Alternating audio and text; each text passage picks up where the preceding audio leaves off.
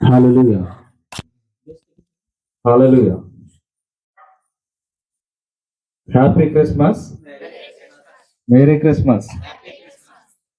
క్రీస్తు ఎప్పుడో పుట్టాడండి, ఈ రోజు పుట్టడం ఏంటి? దేవునికి స్తోత్రం. హల్లెలూయా.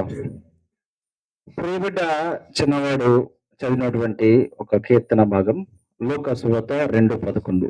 ఒకసారి తీద్దాం అందరం కూడా. ఇక్కడ ఏమని ఉంది? మనకి అందరికి తెలిసినటువంటి లేఖన భాగం. ఒకసారి అందరూ చదువుతామా? అందరం కలిసి మన యొక్క పరిశుద్ధ గ్రంథాలను తెరిచి అందరము కూడా యొక్క పట్టణాన్ని మనం చదువుదాం.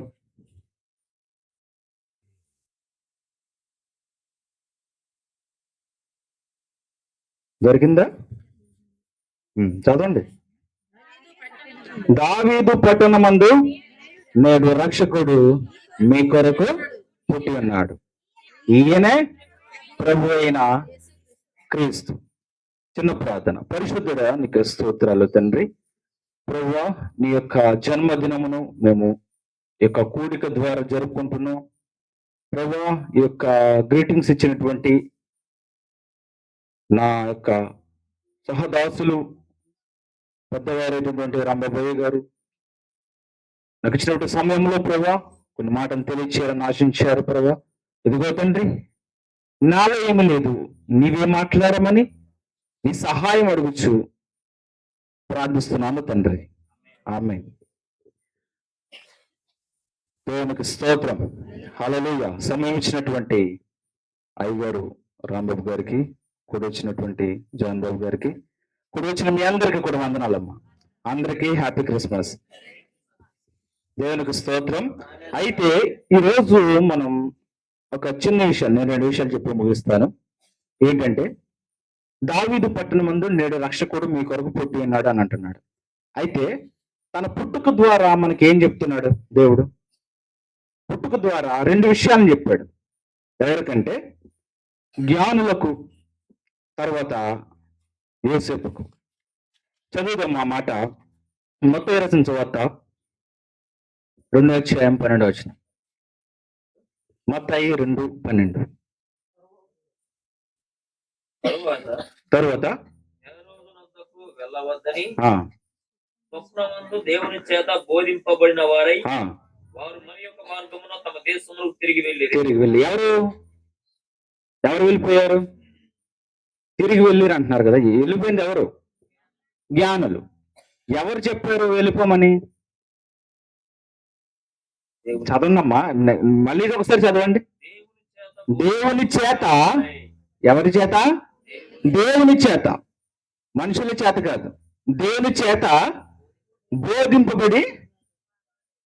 బోధింపబడిన వారై వారు మరలా ఏం చేశారు? హేరోదు వద్దకు వెళ్లకుండా మరొక మార్గంలో వేరే దేశానికి వెళ్ళిపోయారు. ఇక్కడ దేవుడు ఏం చెప్పాడు?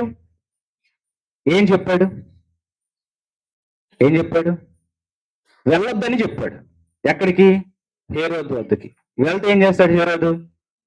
వీళ్ళని చెప్పేస్తాడు. అయితే దేవుని చేత వీళ్ళకు దేవుడు ఏం చేశాడంటే వీళ్ళని బోధించాడు. ఏం చేశాడంటే వీళ్ళని టీచ్ చేశాడు అనమాట. ఏంటంటే, ఆ యొక్క పుట్టుక విషయంలో వీరు ఏదైతే కనుగొన్నారో, పుట్టుక విషయంలో వీరు ఏదైతే ఆ యొక్క వర్తమానం తీసుకున్నారో, అది శుభవర్తమానమైనప్పటికీ, మంచి వర్తమానమైనప్పటికీ వీళ్ళు ఏం చేస్తున్నారంటే పట్టుకెళ్ళి ఎవరికి చెప్తున్నారంటే, ఆ హేరోదు అనేటువంటి ఆ రాజుకు చెప్పడం ద్వారా ఏం చేస్తాడు? ఆ హేరోదు రాజు ఏం చేస్తాడంటే, ఈ పసిబిడ్డను, పుట్టినటువంటి బిడ్డను ఏం చేస్తాడు? హేరోదు రాజు సంహరిస్తాడు. అవునా? సంహరించడానికే కదా జ్ఞానులను పంపింది. ఇప్పుడు ఆ జ్ఞానులకు బోధించింది ఎవరు? దేవుడు. దేవుని ఆత్మ చేత వారు బోధించబడిన వారు. ఈ రోజున మనం ఒకసారి మనం జ్ఞాపకం చేసుకుంటే, మనము కూడా చాలా విషయాల్లో, వాక్యానుసారమైన విషయాల్లో, వాక్యం విషయంలో మనం చాలాసార్లు దేవుని ఆత్మ చేత బోధించబడతాం. దేవుడు మాట్లాడతాడు, కానీ మనం ఏం చేస్తామంటే వినకుండా అదే మార్గంలో వెళ్తాం. అవునా? కొన్ని మార్పులు చేసుకోవాలి జీవితంలో. అవునంటారు కాదంటారా? అవునా? ఉన్నారా? దేవునికి స్తోత్రం. హల్లెలూయా. ఇక్కడ మన జీవితంలో ఏదైతే మన ఒక మార్గంలో వెళ్తున్నామో, విశ్వాస జీవితంలో మనం ముందుకు వెళ్తున్నామో, దేవుని యొక్క పుట్టుక ద్వారా మనకి కొన్ని విషయాలు మనం నేర్చుకోవాలి. ఏంటంటే, మొదటిగా మనం చూస్తే దేవుని చేత మనం బోధించబడాలి. అంటే దేవుని చేత మనం బోధించబడుతున్నాం. మన ఆత్మీయ విషయంలో మనం ఏం చేస్తున్నామంటే, ఆ యొక్క జ్ఞానులు ఏ రీతిగా అయితే బోధించబడ్డారో, దేవుని ఆత్మ చేత వారు చెప్పించుకున్నటువంటి విధానం ఏదైతే ఉందో మనం చూస్తే, ఇదంతా కూడా మనం గమనించినట్లయితే, దేవుడు ఒక మార్గము అది సరైనది కాదు అంటే, దేవుడు ఖచ్చితంగా నీకు చెప్తాడు, ఇది సరైన మార్గము కాదు, వేరొక మార్గంలో నువ్వు వెళ్ళు అని చెప్తాడు. ఇప్పుడు వీరికి ఏమైంది? దేవుడు వీరికి ఏం చేశాడు? బోధించాడు. మీరు ఈ మార్గంలో వెళ్తే మీకు మరణము తప్పదు. ఏం తప్పదు? మరణము తప్పదు. కొంతమంది ఏం చేస్తారంటే, లేదు నేను పర్టికులర్ గా అదే వేలు వెళ్తా, ఎదరు గోవిందరా బాబు ఇల్లు పడతావు అన్నా సరే, అబ్బాయి నాకైంది, నేను రోజు ఇదే దారిలో తిరుగుతాను, వీడికి తెలియదు కదా మధ్యాహ్నం గొయ్యి తీశారని. ఇల్లు గొయ్యిలో పడ్డాడు. పడిపోయిన తర్వాత ఎవరైనా లేపుతారా? ఎవరు లేపరు. ఇక్కడ ఏంటంటే దేవుడు చెప్తున్నాడు, మీరు వెళ్ళే మార్గము సరైనది కాదు, కానీ మనం ఏం చేస్తాం? అదే మార్గంలో వెళ్తాం. మన ఇక్కడైనా సరే మనం ఏం చేయాలంట? మన మార్గాన్ని మార్చుకోవాలి. అంటే మార్గం అంటే ఏదో అనుకోవద్దు. మీరు ఒక్కొక్కసారి ఆలోచించండి, ఈ సంవత్సరంలో నిజంగా దేవుని పుట్టినరోజు మనం జరుపుకుంటున్నాం, క్రిస్మస్ జరుపుకుంటున్నాం. మన అందరి హృదయాల్లో ఏముంది? ఇప్పుడు సంతోషం ఉందా? మనందరి హృదయాల్లో ఏముంది? సంతోషం ఉంది. మరి అదే సంతోషంతో, అదే ప్రేమతో నీ సహోదరుని కూడా నువ్వు క్షమించాలి. ఎవరితోనైనా గొడవ పడ్డావా? ఎవరితోనైనా సరే నువ్వు సమాధానం పడాల్సింది ఉందా? ఎవరితోనైనా సరే కొన్ని విరోధత్వం కలిగి ఉన్నావా? ఒకసారి ఆలోచించండి. నేను చెప్పేది కాదు, అది కరెక్ట్ అయిన విధానం కాదు అని దేవుడు చెప్తాడు. అమ్మా మీరు వెళ్ళి సమాధాన పడండి. సమాధాన పడితేనే మనకు సమాధానం వస్తుంది. దేవునికి స్తోత్రం. హల్లెలూయా. సమాధాన పరచువారు. మరి అంత ధన్యతను మీరు కోల్పోతున్నారుగా. సమాధాన పడుతున్నారు మీరు? ప్రతి విషయంలో పడుతున్నారు? ప్రతి విషయంలో నేను చెప్తున్నాను, నేను చెప్పేది కాదు, దేవుడే చెప్తున్నాడు.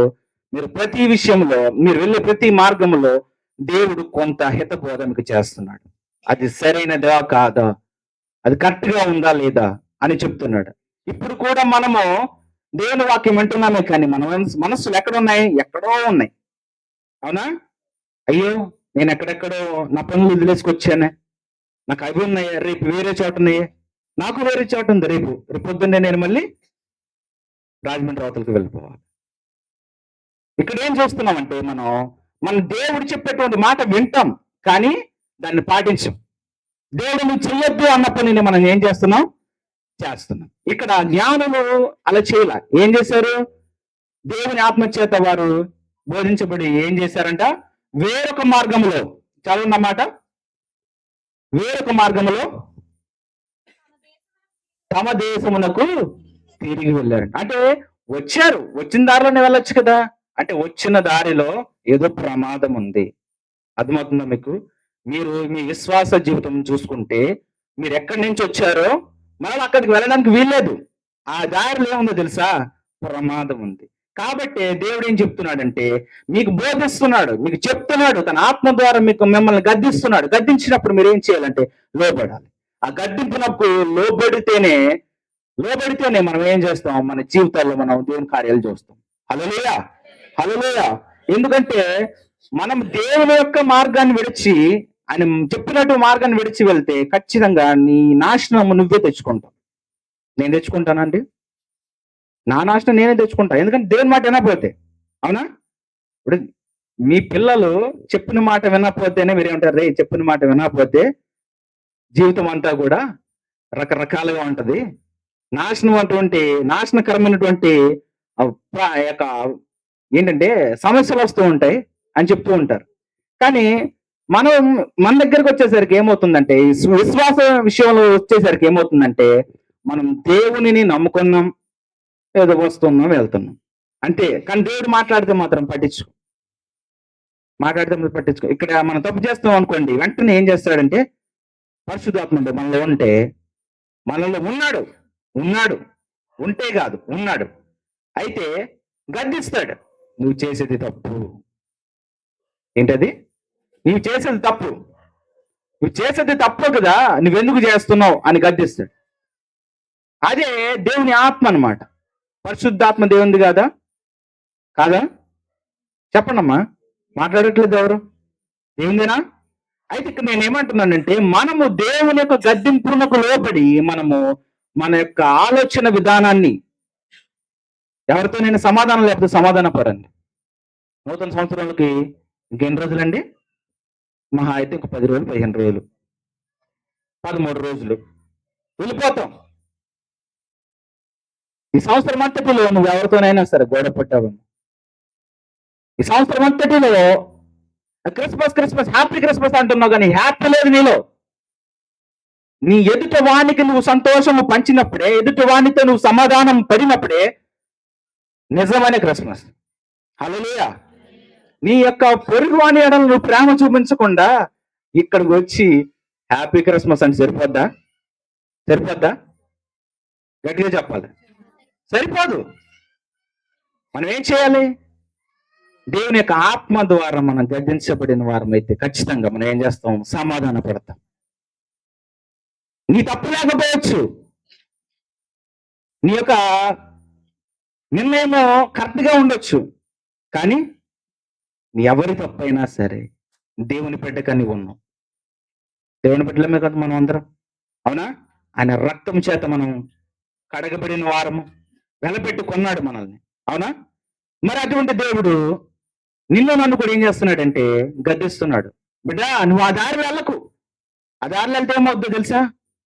నువ్వు వచ్చిన మార్గంలో ముళ్ళు ఉన్నాయి, గొయ్యలు ఉన్నాయి, రాళ్ళు ఉన్నాయి, రప్పలు ఉన్నాయి, ఇవన్నీ ఉన్నాయి. నీ పాదాలు కందిపోతాయి. నువ్వు వెళ్ళద్దు, నీకు ఇంకో మార్గం ఉంది, వెళ్ళు. అది చిన్నగా ఉన్నా సరే నువ్వు సులువుగా వెళ్ళిపోతావు. దేవునికి స్తోత్రం. హల్లెలూయా. ఇప్పుడు ఏం జరుగుతుంది? మనం జ్ఞానులు ఏమయ్యారు? వారి స్వదేశానికి వెళ్ళిపోయారు లేదా? జ్ఞానులు ఏమయ్యారు? వెళ్ళిపోయారా? చచ్చిపోయారా? వెళ్ళిపోయారా? మధ్యలో హేరోదు చేత ఏమన్నా సంహరించబడ్డారా? లేదు. ఎందుకంటే వాళ్ళు క్షేమంగా ఇంటికి వెళ్ళారంటే ఎందుకు వెళ్ళారు? ఎలా వెళ్ళారు? దేవుని యొక్క మాటకు లోబడ్డారు. వెంటనే అమ్మో నిజంగానే చంపేస్తాడు, చంపేస్తాడు. అంతే కదా, రాజుగా అన్ని సాధ్యమే కదా, అవునా? అన్ని సాధ్యమే. చంపేస్తాడని వేరొక దారిలో, వేరొక మార్గంలో, అక్కడేమో ఉందా? వేరొక మార్గంలో అని ఉందా? మాట ఉందా? చదవండి ఒకసారి, స్పష్టంగా చదవండి. ఎందుకంటే ఆ వేరొక మార్గంలో అంటున్నారు. ఏ మార్గంలో వెళ్ళారు మాకేం తెలుసండి అనొచ్చు మీరు. నేను ఇందులో లేదు, నేను చెప్పను, ఉన్నదే చెప్తా. ఉందా లేదా? వేరొక మార్గములో తమ దేశమునకు తిరిగి వెళ్ళిరి. దేవునికి స్తోత్రం. హల్లెలూయా. నువ్వేదైనా సరే దేవుని యొక్క ఆత్మచేత నువ్వు ప్రతి విషయంలో ఎక్కడికైనా సరే నువ్వు వెళ్ళినా, ఏ పని చేసినా, ఏ విషయంలోనైనా సరే మనం ఏం చేయాలంట? దేవుని మొదటగా అడగాలి. చెప్తాడు నీకు, వెంటనే చెప్పేస్తాడు. ఇది కరెక్టా కాదా? ఇది వెళ్ళొద్దు. ఈరోజు ప్రయాణం చేయాలనుకున్నారు, బయటకు వెళ్ళారు, ఏదో జరిగింది బయట, నీ మనసు ఎందుకో కొంచెం రకరకాలుగా ఉంది. వెళ్తారా? వెళ్ళు. ఎందుకంటే భయం. ఏమో ఏం జరుగుద్దో, తిరిగి వస్తానో రాను. మరి దేవుడు అంతగా గద్దిస్తున్నప్పుడు నువ్వేం చేయాలి? అన్ని మూసుకొని ఇంటికి వెళ్ళాలి, అవునా? ఏంటంటే మనం ఇదే చేయట్లా. దేవుని యొక్క మాటను విడిచి మనం వేరొక మార్గంలో వెళ్ళిపోతే మనకి మరణం తప్పదు, శ్రమలు తప్పు. నేనే ఒకటి అంటున్నా, ఈ రోజున ఈ జ్ఞానులు ఏ రీతిగా అయితే వారు దేవుని చేత గద్దించబడి, దేవుని ఆత్మ చేత బోధించబడిన వారుగా వారు తమ వేరొక మార్గాల్లో తమ దేశాలకు వెళ్ళారు. మనము కూడా మన విశ్వాస జీవితంలో ఇప్పటి వరకు ఉన్నాం, మళ్ళొక నూతన సంవత్సరానికి అడుగు పెడుతున్నాం. మనము శ్రమలలో ఉన్నప్పుడు, కష్టంలో ఉన్నప్పుడు, అన్ని బాధల్లో ఉన్నప్పుడు ఎవరు తోడుగా ఉన్నారు మనకి? దేవుడే. అవునా? మరి దేవుడి మాట అయినప్పుడు ఇంకెవరి మాట వింటారండి మీరు? అవునా? పాస్టర్ గారి మాట వింటారు లేదా? ఆ? చెప్పండి. దేవుడి మాట వినాలి మీరు. నా మాట వినకపోయినా పర్లా, నేను ఒకటే చెప్తున్నా, దేవుడు మీతో మాట్లాడినప్పుడు ఖచ్చితంగా ఆయన మాట వినండి. రెండవదిగా మనం చూస్తే అదే మత్తయి 2:23 చదవండి ఒకసారి. అయితే అయితే అర్కెలాయు ఆ, తన తండ్రి అయిన హేరోదునకు ప్రతిగా ఆ, యూదయ దేశమును ఉమ్, ఏలుచున్నాడని విని ఆ, అక్కడికి వెలచి ఓకే స్వప్నమందు దేవుని చేత బోధింపబడిన వాడై ఓకే గలిలయ ప్రాంతములకు వెళ్లి ఉమ్, నజరేతును ఊరికి వచ్చి ఉమ్, అక్కడ కాపురముండెను. ఆయన నజరేయుడని అనుబడినని ఉమ్, ప్రవక్తలు చెప్పిన మాట నెరవేరినట్లు ఉమ్. నాకు జరిగేను. దేవునికి స్తోత్రం. హల్లెలూయా. లాస్ట్ మాట చదవండి ఒకసారి అయ్యగారు. నజరేయుడనబడునని ప్రవక్తలు చెప్పిన మాట నెరవేరును. దేవునికి స్తోత్రం. హల్లెలూయా. ఇక్కడ మనం చూస్తే ఇక్కడ కూడా ఏం చేస్తున్నాడు దేవుడు? వారికి బోధిస్తున్నాడు. ఒకసారి చెప్తే నేను రెండోసారి ఎందుకు చెప్పాలి? మారితే లేకపోతే మానేస్తాడు. నాకెందుకు అంటామా ఈ మాట? ఖచ్చితంగా అంటాం. కానీ దేవుడు అది కాదు, పలుమార్లు కూడా బోధిస్తూనే ఉన్నాడు, గద్దిస్తూనే ఉన్నాడు, చెప్తూనే ఉన్నాడు. నేను ఓవరాల్గా ఒకటే చెప్తున్నా, మీరు ఈ రోజున, ఈ యొక్క క్రిస్మస్ దినమున, దేవుని యొక్క పుట్టిన దినమున మనం ఈ కూడిక మనం చేసుకుంటున్నాం. ఈ రోజున మీరు ఎలా ఉన్నారైతే నాకైతే తెలీదు. నేను ఒకటే చెప్తున్నా, మీకు ఇతరులకు ఏదైనా సమాధానము లేకపోతే సమాధాన పడండి. ఏం చెప్పానమ్మా? సమాధాన పడాలి. పడతారా? ఏ పక్కన ఉన్నాడు చెప్పండి, పక్కన ఉన్న మొహం చూసి చెప్పండి. చెప్పండి, అలా కుదరదు. చెప్పాలి. పక్కన ఉన్న వాళ్ళు ఎదురు బెదురు మొహం వేసుకొని సమాధాన పడుతున్నానని చెప్పండి. అదిగో మా అయ్యగారు రెడీ ఉన్నారు. సమాధాన పడుతున్నాను. సెకండ్ ఇచ్చుకోండి అమ్మా, సెకండ్ ఇచ్చుకోండి. హ్యాపీ క్రిస్మస్ చెప్పుకోండి. సమాధాన పడుతున్నాను. సమాధానంగా ఉందాం. దేవునికి స్తోత్రం. హల్లెలూయా. చూసారా, ఒకరినొకరు మనం చెప్పుకుంటే ఎంతో ఆనందం. ఆ మనసు అనేది ఏముంటదంటే, ఎలా ఉంటదంటే చాలా తేలిగ్గా ఉంటుంది. నీ మనసులో భారం పెట్టుకుని అలా చూస్తే ఇద్దరి మధ్య బగ్గుమంటది నిప్పు. అవునా? అవునా? నువ్వు వెళ్ళి నన్ను క్షమించు అని అడిగినా అది క్షమించలేదనుకో, నీ తప్పేం లేదు, కాముకొచ్చి తర్వాత దేవుడు వాడు చెప్తాడు. అర్థమవుతుందా మీకు? ఖచ్చితంగా దేవుడు తర్వాత చెప్తాడు. చెప్పిన రోజున మీరు ఖచ్చితంగా ఏమవుతుందంటే దేవుని యొక్క ప్రేమ ఏంటో మీకు తెలుస్తుంది, వారికి తెలుస్తుంది. సమాధాన పడడంలో చాలా అంటే చాలా ఆశీర్వాదం ఉందమ్మా. ధన్యులు అంటున్నాడు దేవుడు. మన దేవుడు చెప్తున్నాడు, చాలాసార్లు చెప్తున్నాడు కదా. ఆ చెప్పిన మాటకు మనం లోబడదాం, లోబడి జీవిద్దాం వద్దా? జీవిద్దామా? నన్నెవరు హల్లెలూయా చెప్పండి. దేవునికి స్తోత్రం. హల్లెలూయా. కాబట్టి ఈ యొక్క రోజు మీ యొక్క అందరికీ కూడా దేవుని యొక్క సమాధానము కలుగును గాక. దేవుని యొక్క ఈ యొక్క పుట్టినరోజు దినమున ఆయన ఆశీర్వాదం మెండుగా మీపై ఉండును గాక. ఈ యొక్క కోరికను ఏర్పాటు చేసిన అయ్యగారి మీద కూడా ఉండును గాక. చిన్న ప్రార్థన చేసుకుందాం. పరిశుద్ధమైన దేవానికి స్తోత్రాలు తండ్రి. ఇదిగో దేవా, ఈ దినమందు ప్రభు ఒక మంచి మాటను మాకు తెలియజేస్తున్నావు తండ్రి. ఇదిగో తండ్రి, నువ్వు బోధించగా, నువ్వు గద్దించగా మా మార్గములలో ప్రభువా ఏ ప్రమాదం ఉన్నదో మాకు తెలియదు, కానీ నీ మాటను విని దాన్ని నడుచుకున్న వారు క్షేమముగా ఉంటారని తెలియజేశావు. ఇదిగో తండ్రి, సమాధానము లేకపోతే సమాధానం దయచేవాడు నేను అన్నావు తండ్రి. అయ్యా, సమాధాన పడివారు ధన్యులు అంటున్నావు దేవా.